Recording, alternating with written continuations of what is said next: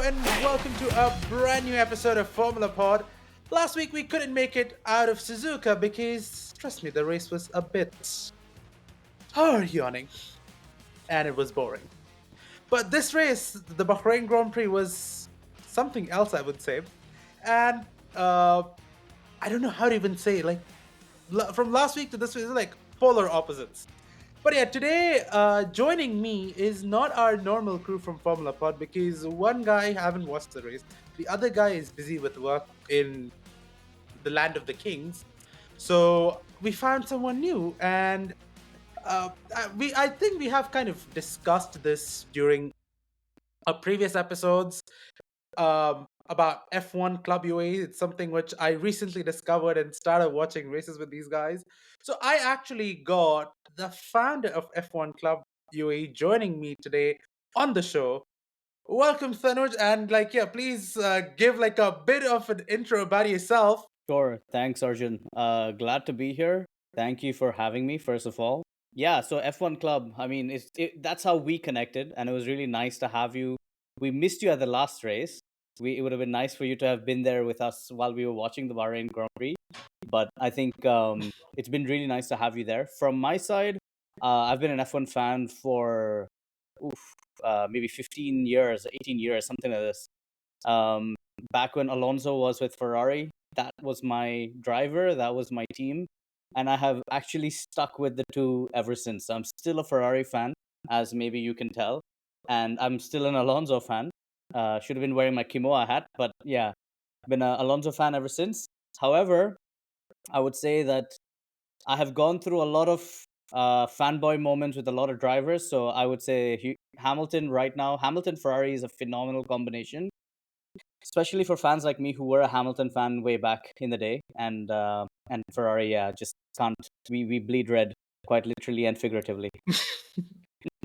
Right, so you've been watching Formula One for 15 years. That's like massive. And I even remember when you told when you started F1 Club, the community was just hardly what? Nothing. Yourself? It was basically me. It was me and one other person, and we used to meet at Okay. this cafe called I don't remember. It was called Bikers Cafe, Okay. and because the reason for that was they were the only ones that we could find out that were showing Formula One. So there was Okay. like, if you asked in a huge crowd of 1,000 people, anyone watches Formula One, you'd hear crickets in the background. Like there was almost no audience then. So now it was the two of us. It was a fun experience. But there were two very critical things that changed over the years. First of Okay. all, being UAE, we had the weekend at that time as Friday, Saturday, Yeah. right? So the weekend changed to Saturday, Sunday, and around the time we were already growing. We were at about 40 members at that time, 30 to Hmm. 40 members, something like this. Around the time when the weekend changed, but we had very few turnout for the race meets. We had maybe 2 or 3 people. I used to host it at home. I used to cook for everybody. It used to be a very intimate affair until the weekend changed and Drive to Survive happened. I think those two together, like just Sunday, the weekend changing to Sunday, increased the number of people maybe like 4 or 5 times. And then Hmm. when Drive to Survive hit, it just opened it up to such a big audience. Um, I mean, a lot of people just tag them as DTS fans, and I've gone through the motions where I was like, I'm not too sure about this crowd. And then now I'm at the point where, hey, you know what? I think it's always good to have a crowd that doesn't agree with you and has a differing opinion, and they don't know what's going on. You need to build that safe space where people can come in, fresh audience, young in the sense, young to the sport. People come in and they Hmm. ask you questions like, okay, why do they have to change the tire compound, or what is DRS, or why can't they just put another car in, and things like that. So it might sound stupid, but I don't think they are. I think it's just that curiosity shows through those questions. So that's where we're at now in this 15-year journey that I started this club. Wow. Yeah, definitely. I feel like, again, as Indians, it's always either cricket, which has got like a massive following, Hmm. or else you've got football, which of course, with all the Premier Leagues and Bundesligas and all those, and the World Cups. But yeah, Sure. Formula One being this popular, and in fact, something about me though, because I actually started just like randomly started watching Formula One because I love car racing. wasn't specific to which type of car racing. Yeah. Then later on figured out, okay, there is a Formula series, there is a WEC series, like there are like n number of motorsport categories you've got. But like, yeah, good to have you here, and let's actually talk all about the Bahrain Grand Prix. What do you feel like with the qualies which kind of happened, and like the shakeups which kind of happened over the grid? So that was a very, very interesting quali. I think as if the quali didn't have a little bit of the controversy around it, I think just taking that bit out of it, the quali was phenomenal. The action was amazing. There was a lot of changes, a lot of upsets. Like the people who were in Q3, like they were people that shouldn't have been there, and they absolutely dominated their Absolutely. car. And like it was so good to see that shakeup happen. But I think the sad part of it was the controversy. I think Russell and Antonelli, I think that's an acceptable penalty that they received. But what happened with Hulkenberg, I think, was so unfair, especially to Williams and Albon. Yeah, that's I would say my basic crux of quali. Like yeah, like I actually for a second, like normally I don't be so happy for Red Bull, but for the first time I felt so happy that I think since Las Vegas, not a second Red Bull driver haven't made it to Q3. That's a very good And point. for the Yeah, first time I'm seeing this, I'm like, wow. Like, okay, finally, because everyone when Tsunoda came in for the first race in Suzuka, I'm like, oh, this guy is not, he's not performing, he's not doing what it takes. But then in this race, I kind of saw what Tsunoda could do with that with that troublesome car. Even though Max was struggling yeah. in quali, Tsunoda actually delivered it. I actually kind of thought of when George entered Mercedes, and there was that period where George outperformed Lewis because he was in a shitbox of Williams, and then came to like what do you call like a legendary construct like Mercedes, and then kind of with even with those with that not so great quality car gave results. One thing actually I want to point out, maybe I don't know if you're aware of this, but George did his first debut for Mercedes in In Bahrain when he when had Lewis that got one COVID, race. and when Lewis got COVID, and he came as a replacement. Yeah, yeah, I remember that. And he performed really well. George did a phenomenal job. It was Mercedes that really messed that up with Bottas and with him. They messed up their Tires, pit the stops and strategy. everything. Yeah, tires. There was punctures. There was a missed opportunity with the tire strategy. Not relevant to yeah this race, but just in general, he did such a phenomenal job. So I think he kind of had that. Like he showed his talent that Absolutely. time during COVID when they were doing the live stream races and stuff. He dominated in Yeah. that as well. It's pretty good. The guy Yeah, has talent. absolutely, but it's not all like even that time Mercedes had a brilliant car, the W11. It was what do you call the father of all cars, sort of a bit. Yeah, And then we had the RB 20 coming in and kind of dominating it like anything. true. But like yeah, never like during quali, I actually got surprised when Lando just qualified P6. Yeah, Like again, you're talking about the top of the drivers' champion, and surprisingly, it's your teammate who manages to hit first rather than yourself. And because knowing Lando Norris, he's not that sort of a driver who is like as calm as Oscar Piastri. He's like okay, I need to prove a point that I am the number one driver in McLaren. I personally felt that. Like I don't know if you've kind of had that sort of a feeling, but I actually kind of felt that with Lando. But this race kind of I think kind of gave like a reality check to him. yeah. I think definitely seeing Norris's performance in this entire weekend, the whole weekend, it's been very, very underwhelming. I think he needs to really reflect on how his performance has been, and especially with Piastri performing the way he did, being on P1 and then going ahead and winning the race was just it just shows the kind of class that he has. And I think specifically addressing the point you said, while yes, I think Norris has that need to be number one. I think the secret behind Piastri is that he doesn't need it. He will show that he is. And I think that's the mentality difference. Absolutely. Like again, because I first thought this is going to be like a Nico Rosberg, Lewis Hamilton sort of a pairing where they'll just fight for wins. But now seeing it from a wider perspective, I just feel like this is just Norris. he was like, okay, I got the first couple of races, I'm gonna do it. But then you've got Piastri, who's just like, okay, I'm here just to do one thing, race. I don't Yeah, care what's happening around me, what is going on. That's for someone else, not for me. So I correct. feel Yeah. like that kind of calm and composed mind actually kind of got him there to a certain extent. And even Alpine finally kind of opened the account for points, Yeah. and that was and Pierre Gasly, with all these penalties on Mercedes, I think was the biggest gainer to it, because he actually kind of got his position switched on. And Hmm. P4 within the fourth race, Alpine was like, that was some that was some good qualifying there, and even like Jack Do in qualified P11. Not bad. But like, yeah, there is a lot to talk on the race, which we'll talk soon. But something which actually surprised me was VCARB Hmm. during quali. Because weak carb, you always see Isaac Hatcher normally is a person who you see in your Q3s, like all the past races. And in fact, he is one of those faster Red Bulls along with Max. He kind of kept along. But this race, again, he was not that far off. But I would say like I expected him to go P3, like as in say Q3.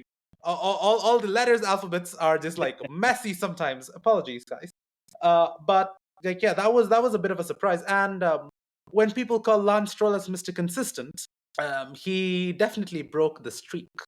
I cannot even believe that kind of like that was like the biggest bummer of of this quality in the first place. But like moving on to the race, Hmm. I actually talk about the race, as in that first bit. Lando actually came on charge again. That was something really unexpected of Lando, because Lando normally tries to, what do you call, fluke his race start. Hmm. But then all of a sudden, Lando comes on attack on George, and then that lockup comes up, and Oscar still continues, and Lando kind of getting back onto attack to kind of get to Oscar. But in this one, like, something that actually surprised me was, before all the start, was strategy from Ferrari. To a certain extent, great, longer stints. But at the same time, when both of them went on hards, and during after the safety car restart, going on hards, I just felt like that should have not been the case. That You shouldn't should have not have. happened in Yeah. the first place. Because like, again, I understand if there was a lot more laps there, definitely that hards would have capitalized. But at the same time, both the drivers were struggling, and especially like Lewis had an upgraded um, Ferrari, versus Charles still gave on with the The existing old car. setup. Hmm. But like, how did you feel like with that strategy? Like, could they have kind of improved it a bit more?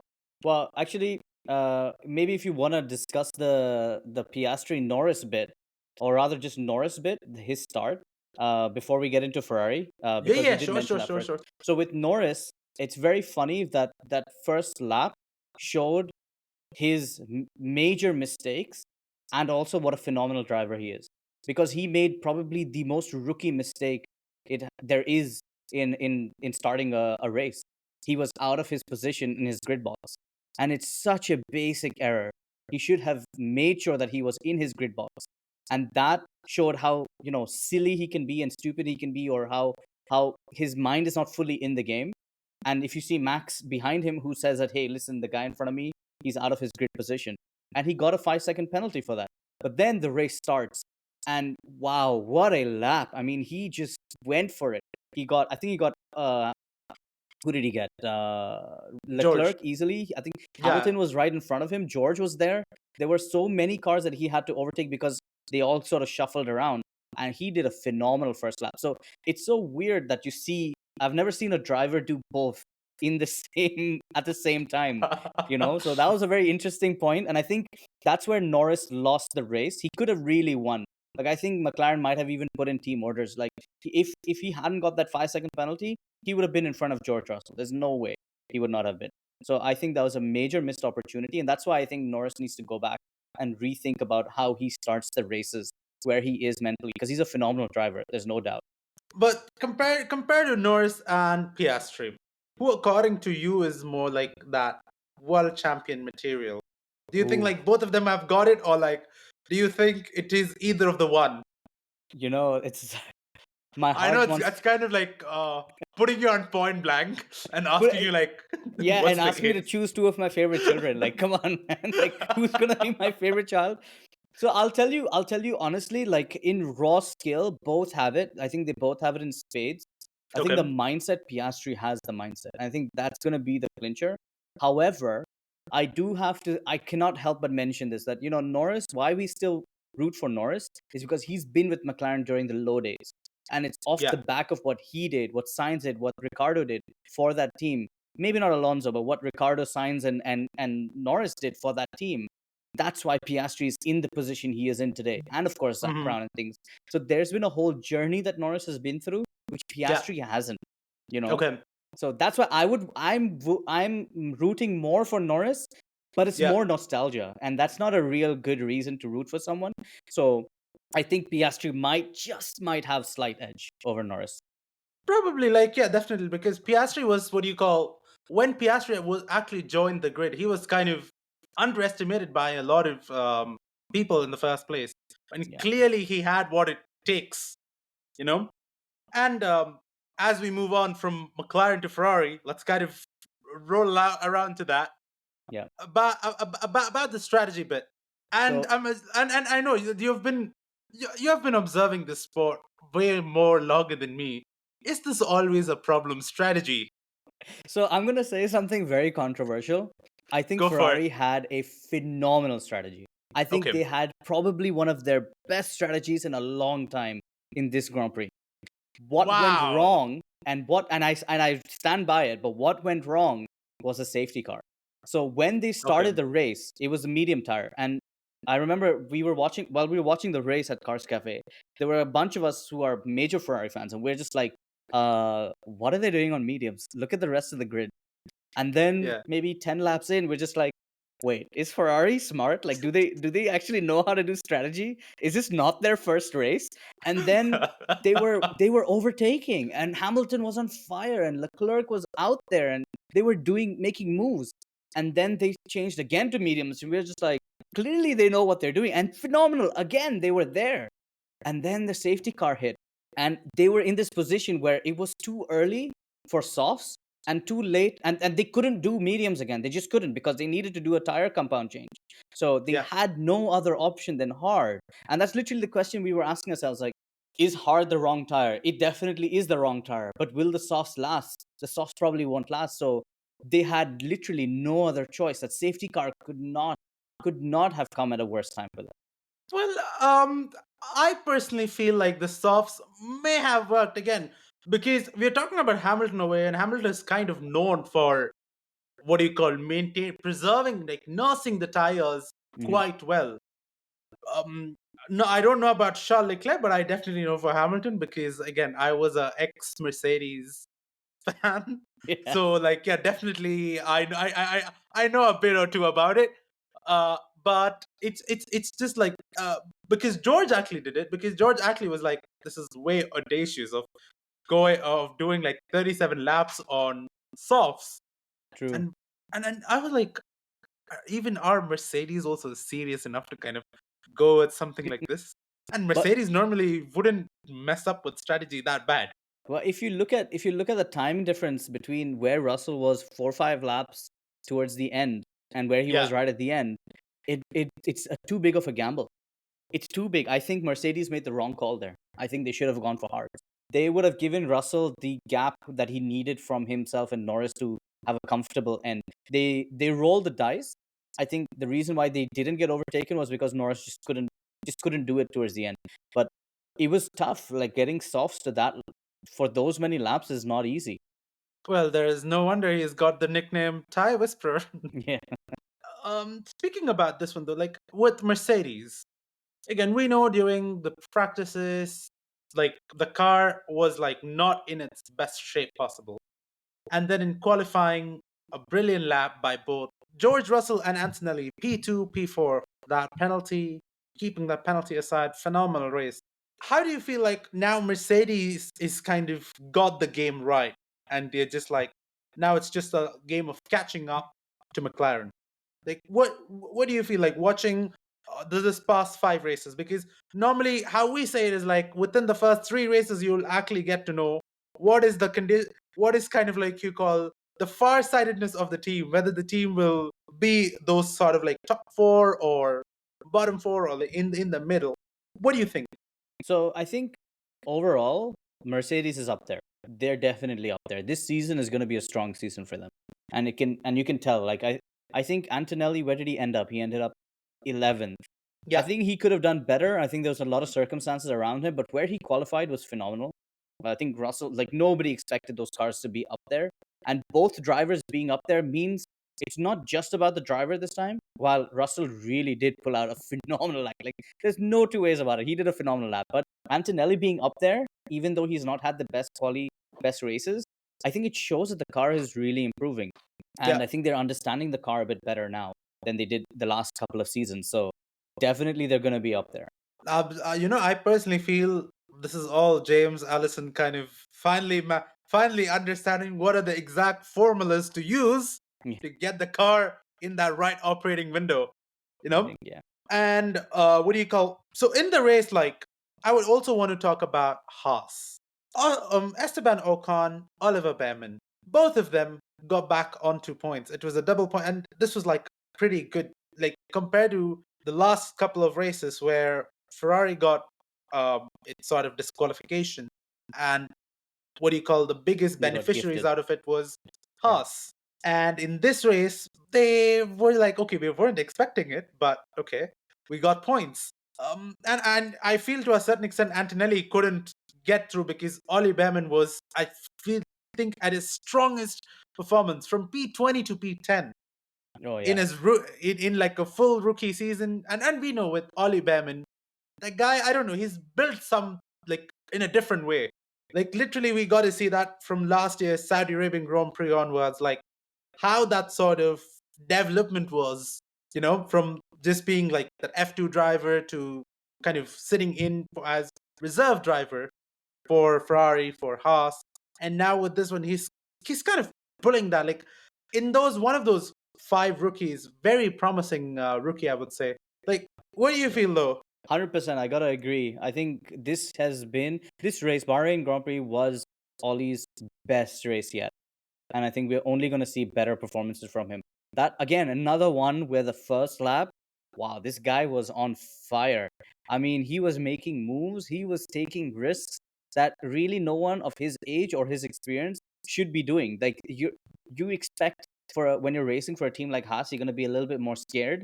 You're going to be like, oh, what about the parts and what about the engineering? What about the team? Like they need me to not crash. But this guy took so many risks. I think he was for me the driver of the day based on the way he drove. That first lap, the overtakes he did, he gained 5 positions in one lap. Like that's we're talking about. This is Kimi That's Raikkonen level of mega. driving. It's mega. It's mega, and he kept it, and he's in the points on merit, 100% Yeah. on merit this time. I gotta say, like Behrman is the one that I'm looking out for now. Especially this race, he really proved it for me. On the other hand, Ocon, I mean, I have a very, very love hate relationship with Ocon, mostly hate, very little love. But I'm not a Okay. fan of Ocon, though I gotta say, this was another strong performance where he basically shuts up people like me and says, listen, guys, I have a space, I have a spot, and I earned my spot, and I'm gonna keep my spot. So this is one of those times where people like me have to shut up and say, like, you know what, yeah, maybe he is a good driver. Like he So, finally earned it. It is not yeah, something it was given on a golden platter, yeah. but he kind of got his way. And I don't know, like another team I would want to kind of shed light is into Williams, though. We know Alex Albon, really good performance he has been showcasing in the past, like 4 Grand Prix. This one didn't kind of click. Like, definitely on qualifying, seeing Carlos Sainz in the top 10 was amazing. Like, seeing him kind of going all out, giving his absolute, and kind of being like, okay, now it's time for me to show what I am about. Like all the experience from McLaren, from Ferrari. He kind of, what do you call, got everything onto that car and was like, okay, I'm doing this. But that incident with Yuki Tsunoda and that side pod damage. Again, I actually own Williams merch with me. I just like I felt bad. Like for teams much which I own, I actually have like some sort of feelings for these teams. Again, it's a very weird thing, but I kind of got to do it though, because they kind of like I met Franco Colapinto last year Hmm. at Abu Dhabi. So it's just that now I have this sort of a special kind of a bond with Williams, even though I'm not like a team, I'm a person who supports that team. I still feel like, you have those second, third favorites, Hmm. like Williams is one of those teams. Yuki Tsunoda's that hit kind of just messed it all around for him, and I really felt bad. Like, in fact, when you like clearly, Alex, what do you call Carlos Sainz actually showed that okay, he can score points for Williams. He can kind of get just not just 1 point; he can get more than 1 point. But it's just that it was really unfortunate for this guy. Yeah, Like, yeah, yeah, go yeah, on. for sure. I think for specifically looking at sign, I think let's say Williams as a team this race, m- most unlucky, most unlucky by far. They got unlucky with the qualifying with what happened with Hulkenberg and Albon. I think Albon could have maybe even made it into Q3. We don't know. I think he Hmm. didn't have a very good lap and he should have been given a chance in Q2, which he lost because of the timing issue. But during the race, I think what happened with Sainz, again, this is still, if you take the race out of it, until the race, he was having one of his strongest weekends with Williams so far. But then his Hmm. race, just racecraft in general during this race was not at all up to par. And again, like you, Williams is one of those teams. They're a legacy team. They're a team that I love and I adore for many years. I've seen so many world champions be on the top step with Williams, and I'm just waiting for the day where Williams comes back. That name needs to be up there. And I'm a Yeah. huge fan of science. My wife is a major fan of science. So we love him as a family. Like we I think he's got a lot of potential, and I think Williams getting him on their team is a phenomenal move. But this Bahrain Grand Prix was probably one of his worst performances because he was sloppy, man. He was sloppy all the time. He was taking moves and doing dive bombs that really shouldn't have been done, and he clashed with so many people, and it was just not the way it should be done. That's from science's perspective. Yes, absolutely. The crash with Sonoda was not good, and that also affected Ferrari. So I'm sore about that point as well. But Hmm. I think he put himself in that position, and he was not in the right frame of mind, and that's why he made that kind of accident. Albon, on the other hand, very strong driver for Williams. He is not happy in that team. You can tell. You can tell from the radio messages during free practice, from quali, from Every race. race, every single Every single race. time he's complaining and he's angry and he's upset, and that's not the Albon that we hear on the radio so far ever, except when he was with Red Bull. But other than that, he's always been that guy who's positive and hopeful and pushing. What's happened to him? I actually for a second thought that okay, probably it's just because of the stress he's on while he's driving. He's just like bursting out and kind of not like, okay, this is like whenever, even though if it's a simple message, that simple message sounds like he's very agitated. He's yeah. I thought it was something more to do with what do you call, because of the stress of the race. He's just kind of what do you call, not caring about who's listening to it and all those. Just kind of going in completely legally without FIA kind of coming in and finding him. Um, but yeah, I just feel like yeah, he actually is feeling that sort of pressure. Like because the first four races since he actually showed what he can do, I feel like the team is expecting a lot more. And again, Carlos coming in, both were Red Bull junior drivers. Both Hmm. are like phenomenal drivers, as you said. But it's just that now, since he's been in the team for the past 3 years, he kind of has that cap of team team leader sort of a cap.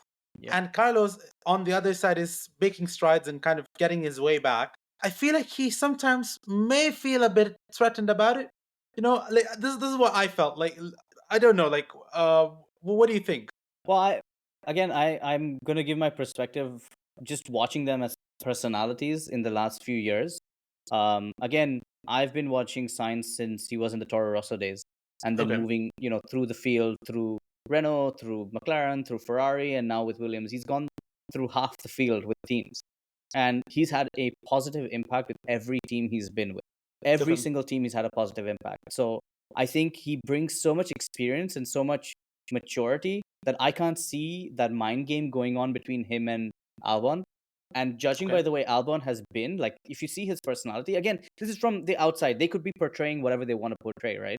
But it doesn't seem like he's the kind of person who's going to bump heads. But then this is the first teammate he's had who's actually going to push him. There's no other teammate he's had at Williams who's going to push him. Like, all the others have been really, let's maybe just say subpar. And Science is one that, Of course, of course. Logan Sargent, one definite piece of subpar material we're talking yeah, about. yeah. But like at this, like I feel if like Franco Colapinto must have gone a bit to the nail with him, but not as much as Carlos Sainz probably. Probably. I think again, Colapinto doesn't have the maturity. Actually, no, I'm gonna take that back. When you see his driver interviews, he was like, "Wait, what is this kid? He's like he's got the mind of a 35, 40-year-old with so many years of experience in the body of whatever he was, 16, 17." But he doesn't have that race maturity. He doesn't Of have that course. experience that Science brings. But he was again, because he was not a full-time driver. That's why I don't want to count him as the first time. But he was really good. Like, he really was fun to watch, and I was rooting for him. And if it had not been for Science, I think he would have been in that second seat. But I think, I mean, maybe what you're saying has some merit to it. I don't see it personally, but it would be fun to see that play out over the season and see, are Okay. there really mind games. And now that you said it, I'm gonna keep looking out for it. Well, planted a seed now. But moving apart from these Red Bull juniors, I need to go to the actual team itself, Red Bull. Mm, That house is now having a lot of heat mm, being built. Because again, with Max Verstappen, worst, I would say one of the worst places he qualified from a very long time. As in, we know Max Verstappen who will not start the race under P5. yep, That is the Max Verstappen we know. And that is something which I feel over the past years since the new regulations came in, that is something which Red Bull probably inscribed in all of the fans. yeah, Don't mess with Max Verstappen. He'll come and hunt you down. That sort of a feeling. But this was one of the worst performances. Like, and even finishing the race, what you call, he actually finished P6 if I'm not wrong. P6, yeah, Yeah, P6. He finished P6, and and apparently it's reported that his manager had a fit with Helmut Marko and Christian Horner about the pit stops. Oh, we need to talk about the pit oh stops. yeah, we do need to talk about the pit stops. What was that? Like, again, I thought all this while the perception was okay, Red Bull are the kings of doing fast pit stops, Yeah, and this year it's absolute fluke. yeah, And I feel that is one department where Ferrari is nailing it yeah. every race by race. It's like they've Fastest pit had a role stops. reversal. They did a double Exactly. stack pit stop and they nailed it. I have not seen that. Like, I was I shocked. I exactly, like I thought that was a Mercedes thing because Mercedes always nails this when Lewis and Valtteri comes in. Both of them, like, again, it's like microsecond difference, push in and out, and then they go in. But seeing that from Ferrari, I for a second I was like, wow, like gotta give it to them. That was a Who good and one, like yeah. I don't know, probably how Red Bull hired people from Red Bull for pit stops. I don't know. Yeah. Again, I don't want to plant more seeds, but it can be a thing you may not know. But Maybe there's a team swap that we didn't know about. Where the most Ferrari likely, pit crew is now the Red Bull pit crew, and the ex Red Bull pit crew is now Ferrari. Who knows? it's just a T-shirt switch, probably. Yeah. You know, Yeah, no, Bec- honestly, Red Bull's pit stops, one of the worst I've ever seen. I've never seen them ruin their pit stops that badly. It's just never happened, and this whole weekend they've been on the back foot in a way that also we've not seen. Not at this level. Like, end of last year, yeah, they were constantly at the back foot, but it was still not this bad. And whenever you're right that whenever Verstappen has qualied below fifth position, or even worse, it's been because there's been some exigent circumstances that just he could were completely out of him and the team's control. And I mhm. think he was seventh in quali on merit. He finished sixth on merit with a little bit of luck. And I think if you look at it, really, Sonoda had the better weekend because the expectations were so low. But with Max's, when you have such high expectations, then you perform fifth, seventh, sixth, and that's literally the best. Sixth is a phenomenal achievement for him. for this race. Hmm. And that's not really something that you want to say about Max or Red Bull. Of course. And I When think, you say max, it's always super max, super max. It yeah, needs to be in, say, podium and under is kind of what you call is subpar in Max yeah, Verstappen world. true. True, and Y- honestly, like people like me, we hate to rag on Max because maybe we just don't, we never really liked him, or we can appreciate his race talent, but we never really liked him as a personality. But even I didn't feel like ragging on him after this race. I was just like, come on, man! Like we expect, even I expect Max to be so much higher because skill wise, he's on a different stratosphere than most drivers on the grid right now. But yeah. I do want to give props to Sonoda though. He held the pressure. He went through a lot. He had a couple of clashes. He had to keep overtaking, and I think he really performed well. And he's done again what Ocon has done to people like me. He's put naysayers away. And I'm a Sonoda fan. I think he's a phenomenal driver. I think he's just never had the right platform of support or backing from the teams that he's been part of, which is Hmm. now two. But still, like I think I think it's good to see him where he is. And Yeah. Japan was, it was too much pressure for him. Home race, first race, just too much. I think this is where he was a bit more comfortable, and he did do well. I mean, the car was not great, but he still managed to hold on, and that's saying a lot for that second cursed seat at Red Bull. You know, he's maybe it's too early to say, but he could be the one that's gonna get rid of that curse now. Big statement It's there. a big Big statement, yeah. statement. But like, yeah, but absolutely. But yeah, I feel like with Sonoda, it was not a lot of limelight was on him, and Yeah. even when that in the first lap chaos, I feel it was Sonoda and Hamilton who actually maintained their positions. Hmm. Everyone in front, from I think like from second to eighth, and then 11th to 20th, swapped places around. You've got Sonoda and Very Hamilton, true. like they maintain their positions, and they ensure that okay, they are not off from the front, as well as not getting themselves onto the traffic behind from Yeah. 10th and below.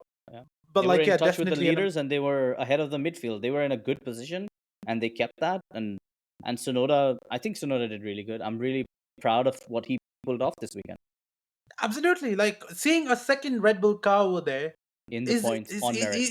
just like he actually proved a point that okay, their choice of Liam Lawson Yeah. was not that great. And again, because Liam, I understand again when this thing was happening, this guy is not like he has got a set of attitude, or that sort of that ego. He's like, oh, I'm the guy, I'm the driver who went into the team within 11 races, racing for what do you call V Carb, and then getting back onto Red Bull. Yeah. Within two races, it's kind of out. And Yeah. since then, he's kind of dialed down on that attitude, like by a huge margin, you know. But in this past four races, coming back to pit stop stories, every single race, Ferrari's the one who has actually nailed it. Every It's single true. bit. It's Now the true. fast season fastest pit stop is 2.05 seconds on Leclerc, which happened in China. Okay. 2.05 seconds. And the biggest surprise in this pit stop story is Kick Sauber. Last year we were seeing 15-second pit stops from these guys. Now it's gone down to 2 seconds. Oh, wow. So they're a team that completely gone over my head right now, but that's awesome. I did not know that. I have not been really looking at their pit stops. That's No, I awesome feel because yeah, you're right. They did have those 15-second pit stops, which was, it's, are Saudi we in Arabia, Formula One last or year, Saudi Arabia, one of yeah? the longest pit stops. I feel it was just that the what do you call the nut in the tire actually melted, and Hmm. they couldn't get the tires out. And I think it was about a 50-second pit stop. It ended up going for Valtteri Bottas, Mm, and it was just like, okay, leave it. You know what? yeah, I'm not going to drive this go. But I think like he's got into a better place right now with Mercedes as a reserve driver, kind of what do you back call to the getting home. back to his own self and getting all done and sorted off. But yeah, coming back to Red Bull and this entire friction, for Max Verstappen, he's actually got a clause in his contract which says if he drops below the third position in the constructors championship, sorry, in the drivers championship, he's got a free exit clause. Hmm. which will allow him to leave the team saying, I Zero don't care, penalties. I'm Yeah. just going to go. Yeah. Like, that's it. Do you Yeah. think, again, with everything happening around, and again, now more rumors saying, oh, he's going to go to Mercedes, which definitely I don't agree to because they've got a phenomenal lineup. I'm very sure they're going to extend George's contract. But again, but even though I wouldn't say Toto won't discount the fact that okay, if there is Max Verstappen available, would definitely want to bring to the Silver Arrows for sure. Like someone who he eyed very long time ago. But what do you think? Will there be that sort of a swap, or he's just going to be like, you know what, my kid is coming on my way. Mm. I'm just going to just like okay, just focus family life. Like again, I don't know. What are your thoughts? That's it's clouds in the sky, man. It's a tough one to call. Yeah, I know about that clause. I think you shared it in the club as well. Yeah. And yeah, it's very interesting. It adds spice back into the conversation. I think any team principal who doesn't salivate and slip off or off their chair in anticipation of Max joining their team is not looking at things correctly, because the guy is just he's talent like we've not seen in a long time. That's what they said about Hamilton, and that's what they said about Schumacher, and you know uh, uh, Alonso, and I think Max is of that caliber, if maybe better. He's a Okay. generational talent that we've not seen in a long time. And I'm not a Max fan, but I can still appreciate his talent and his skill. So I cannot I now, after what happened last year, I cannot say he's never gonna go to Mercedes, because I thought I would never see Lewis Hamilton in red. So Of course, none of us, nobody would have none said of that. us. Like Nobody. for a second when Hamilton on the day when Hamilton announced he's moving to Mercedes, I was like, I'm seeing the news. I'm like, I am not going to believe this until and unless I see a team statement or Yeah. Hamilton himself saying, okay, I'm joining, I'm leaving Mercedes, because we know like that kind of announcement came, I think, just a week before Drive to Survive's newest season Hmm. was coming up, and this just happened, and I'm like, for a second, I'm like, okay, like nothing is processing in my head. Yeah, it was It's just insane. like you got that static noise just kind of going like kind of a Y- noise just going in. Like Yeah, I was does like, not what's compute. Does not compute. exactly like Yeah. I had that similar situation when Sebastian Vettel kind of announced his retirement. I'm like, wait, what? Why? Yeah. And I was like, what's really going on over here? Well, Vettel's retirement was very cryptic as well. So, Ex- everybody was left like, what's going on? Like, what is happening here? But like yeah, this no, guy I creating an Instagram account, and then on the yeah, Instagram account, the first post is, I'm retiring. yeah. And it was like, wait, the problem is he was such a jokester. So we don't even know if that was just him pulling a prank on the world or what. But yeah, that's literally, I remember seeing that and I was like, wait, Seb has an Instagram? And I was like, I know. wait, Seb is retiring? Like, what's happening here? So it's actually, you're so right in the way he announced it, but him retiring was not so much of a shock. Um, but Hamilton going to Ferrari was a shock. And if Max wants to, you know, cash in this clause and go to a team, which team is it? Is it McLaren? I think they're okay. I don't think Ferrari, Zach is gonna budge. He's like, yeah, I've got two good ones. he's I he's don't care. happy. He's happy, and they're both performing most of the time. Ferrari, they are happy. I mean, Leclerc is like their little child, and Hamilton is their star. The only other option really is Mercedes, because which other team is there that can give him the kind of backing that he needs? I would say Aston Martin. Ah, well, the team that I That forgot. is the team that has got infinite resources, Yeah, that's true. a brand new wind tunnel, And Adrian Adrian. Newey, Yeah, yeah, and what do you call can easily pull in Max Verstappen in, yeah. and a So Honda engine from next year onwards. yeah, true. So it's not I like don't. I the Red mean, Bull powertrains bits. It's yeah, like a true. Very proper true. Honda engine. So and Honda engine is responsible for his titles. So you may not Yeah, know. that's actually a whole other thing. Honda engine under Alonso is a whole other can of Yeah, worms. I remember that the GP2 engine call. Yeah, yeah. The whole McLaren debacle with Alonso. But if you say that, there's only one seat that's gonna be vacated in Aston Martin. And are you really saying that I have to I have to say that they're gonna kick my guy out? That's just not right, man. That's just not right. But Again, if it were Aston Martin to pick, it makes sense. but I feel like again, Lance Stroll is really like, again. I understand it's his dad's team, and dad just bought the team just so that his son could race. But this, but what's coming out of him? Well, Like an honorary 17th position. I have no idea, man. He's wow, he's that's a very good way to put it. An honorary 17th position, really. he really doesn't deserve that seat. I think he's had his fun. He's been there. He was close to winning. He got his pole at one point with, what was it, Williams? I think it was, or was it Aston Martin? I can't With Racing remember. Points. Racing Before Point, it yeah. was So Racing Point. that's when his dad had already started buying, had bought the team already, right? At that point, Yeah. Racing Point was his team. So he's been there, he's done it. He's proven that he has those moments of brilliance, but then he's also shown those moments where he's not. And this whole season, last whole season, has been that the time when he went bowling and took out half the field.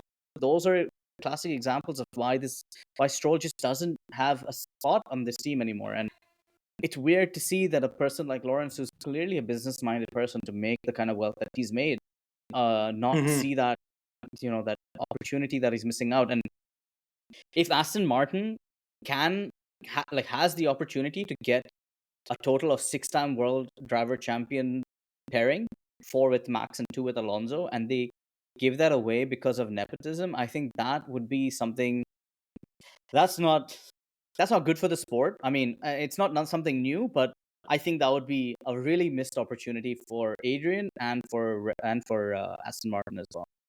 Yeah, I agree. Like Lance is just again in my I would say Lance is that person who's just there to just exist. He's like, oh, I am here. By the way, hello. He's just Yeah, there. Or I would better say use your terminology that the honorary position yeah, or the bought out seat. yeah, You know, but yeah, I completely agree. And in fact, there's something which we even discussed before. We were like, why Lance Stroll still exists? Like every time this guy crashes his car, because I remember last year Singapore, he crashed his car and it was quite a bad crash, it to be was a very bad one. honest. Mm, Like I don't even know why. Like again, I understand drivers crash. This is Formula One. At the end of the day, it's a dangerous sport.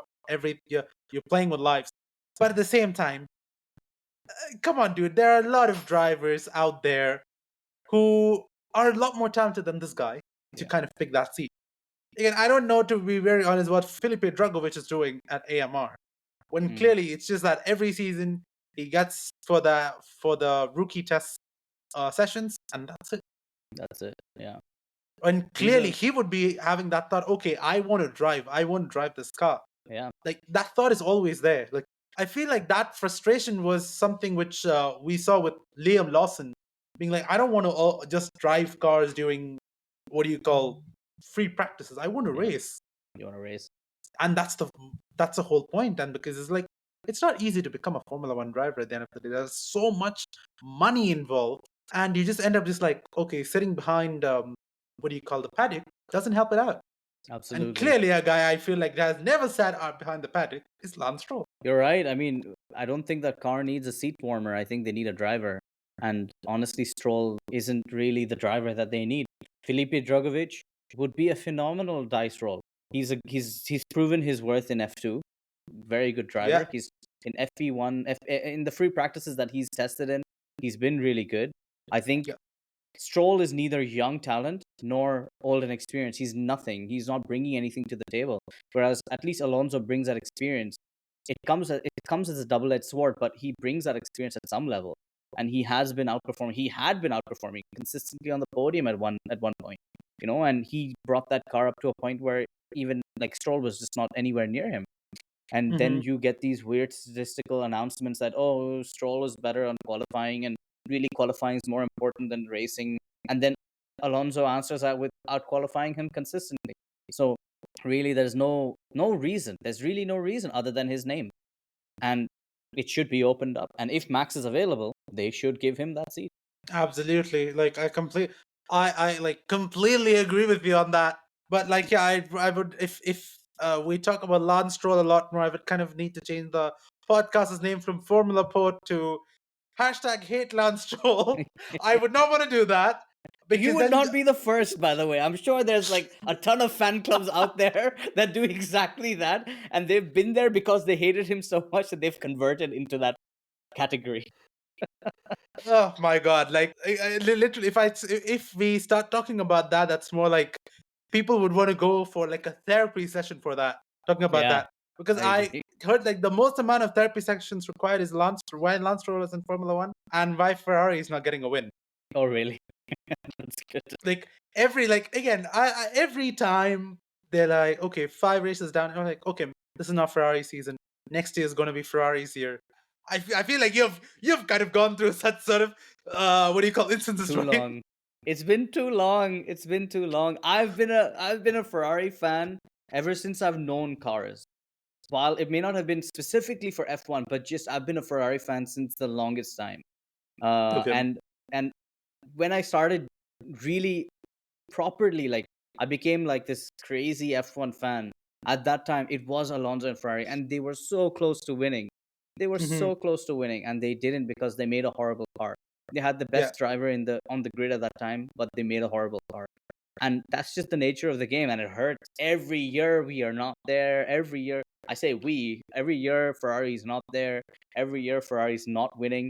It hurts, and it hurts. But somehow, I think it's the shared groan or sadness of the tifosi. I think we all just sort of we just push each other on in this delusional land that we live in, and just like it'll happen one day.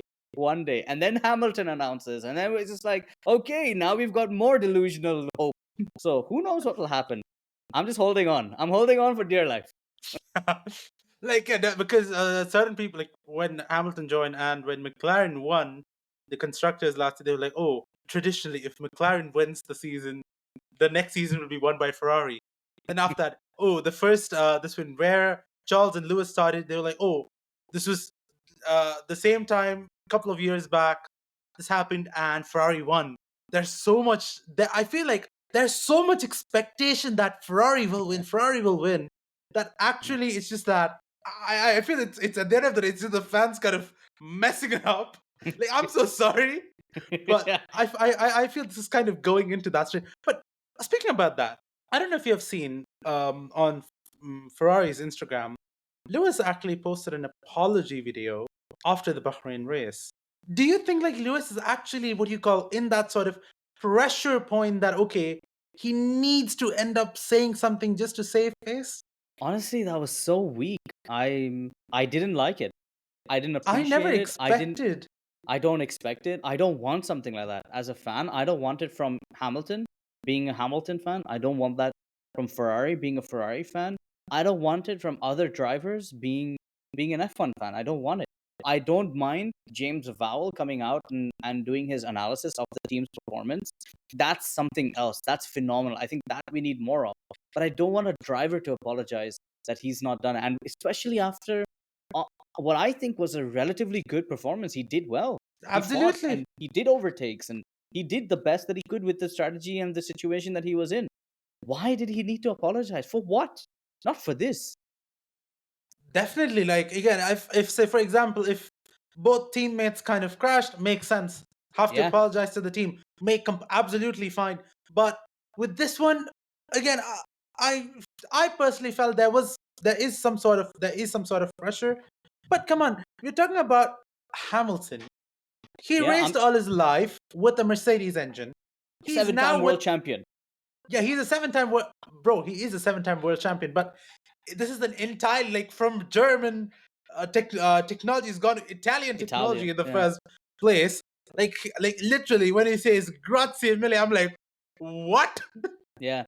Yeah. It's normally like post race like okay, would like to thank everyone at the factory. In fact, that's one of our bingo card It is. bits as well.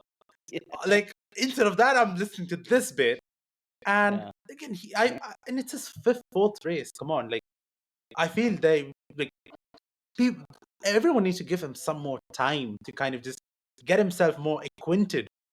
Because Yeah, 5 races are just nothing. It's just 5 weekends there, just over, all done. You know. agreed. But Agreed. I just want to add. I mean, why wasn't Leclerc the one who did the apology message? Leclerc qualified second or started second. He ended fourth. Hamilton started where did he start? Ninth. ninth. He ended fifth. What did he have to apologize for? I still don't understand what that was about. It just doesn't make sense. It and honestly, if you see the end of the video, the way he says "Grazie tutti, grazie mille," it's so dejected. Hamilton, seven-time world champion, the guy who fights tooth and nail, does not like. I remember Rosberg's win at Abu Dhabi when he won the World Driver Champion.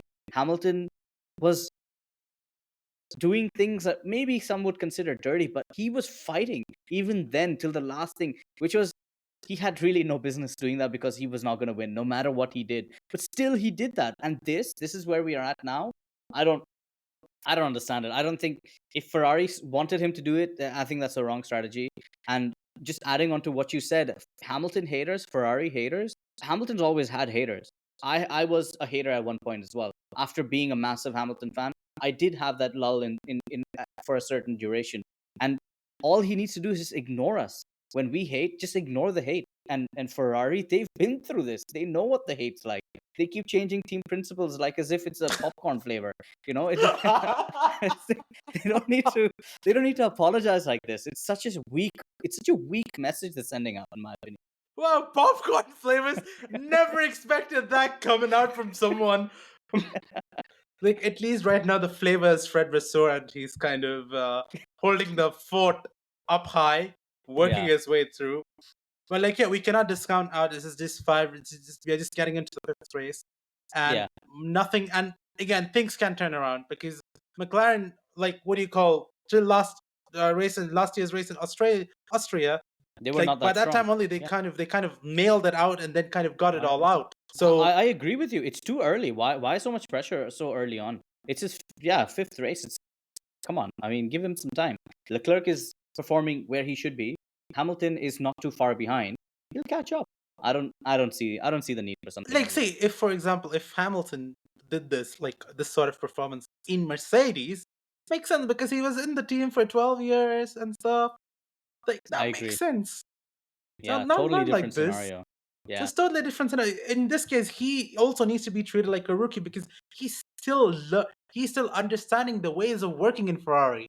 He's still yeah, understanding everything about Tifosi. And again, it's a legendary team that you cannot wrap your head around in 5 races. yeah. It needs time. You could even hear it in the team radio messages between him and his engineer during all the races so far. They've had teething issues, and it's normal because he's like you said. Honestly, it's so true what you said. The fact that he was working with the German team and he's working with Bono, who he's worked with for so many years, moving to Yeah. an Italian team with an Italian mindset and their completely different way of operating, and then he's got a different engineer with a completely different accent, and I'm sure both of them have a little bit of a difficulty there as well, maybe. And it's just too much. It's too many things that he needs to overcome. They need to overcome him and his engineer, him and the team, him alone, the team alone. There's so much to overcome. So I think the pressure is unjust. Fair enough. Like, I don't know. Like, I hope Hamilton doesn't end up giving more of these sort of messages because that is not the kind of driver I have idolized since watching Formula One. Because I have kind of adored Hamilton. Hmm. That it has reached a point where my mobile wallpapers had to be changed since he switched to Ferrari. I had like a really good Mercedes batch of wallpapers that now it's gone to this. But I personally, a 7-time world champion, the great, like, again, we call him the greatest of all time with the maximum number of poles, maximum number of wins. This is not something which I I as a fan, as a hardcore Hamilton fan, this is not something to be justified of. I Five agree. races is nothing. It's It's just nothing. just nothing. Period. Yeah. And I think Hamilton should know that his fan base, the ones that are have been with him, especially like you, I'm the kind who went and came back, right? So I Mhm. may not, I don't fall in that category, but fans like you guys have got his back, and he should know that. He should know that he's got that support still. So yeah, I agree with you over there. Yeah. On that terrible disappointment, we got to wrap up the show. Thank you so much for tuning on to another episode of Formula Pod. Yeah, Tanuj, how do you feel? Like this first episode though, was it like to your liking or not? Like, how was it though? I think it's really good. It's fun. It's fun to have this kind of conversation. It's almost like we're just talking and we're just going through the motions rather than doing a podcast. So it's been great. It's been good fun. I do like analyzing and talking Formula One. This is what I really live for. If people know me, they know I love Formula One. So yeah, thank you for having me. It's been a good fun episode, and looking forward to more.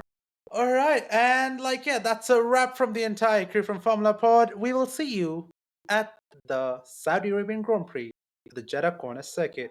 Until then, goodbye